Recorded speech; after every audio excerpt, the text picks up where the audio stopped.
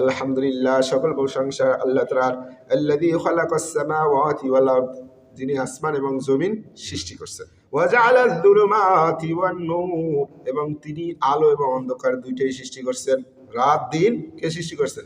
আল্লাহ তাআলাই সৃষ্টি করছেন। আল্লাহ বলেন হুয়াল্লাযী খালাকাকুম মিন তিন, হুয়াল্লাযী, সেই আল্লাহ, খালাকাকুম, তোমাদের সৃষ্টি করছেন, মিন তিন, কি থেকে? মাটি থেকে।